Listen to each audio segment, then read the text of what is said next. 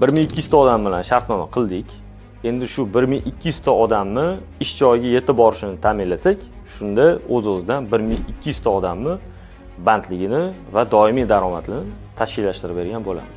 Nima uchun Rossiya emas, nima uchun Yevropa? Birinchi o'rinda bu ikkita mintaqani insonga ikki xil ta'sir qilishi. Ya'ni bilamiz, Rossiyada 10 yillab ishlagan odamlar bor, rus tilida eplab gaplasha olmaydi. Yevropada yo'q deganda 3-4 oydan keyin u odam bazaviy o'sha muloqot darajasida gaplasha oladi, o'sha davlat tilida.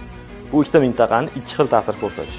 Rossiyada bilamiz, insonlarning yashashi o'sha rezina kvartiralar bor yoki kuniga to'xtovsiz 12 soatlab, 13 soatlab kerak bo'lsa, damsiz ishlash holatlari bor.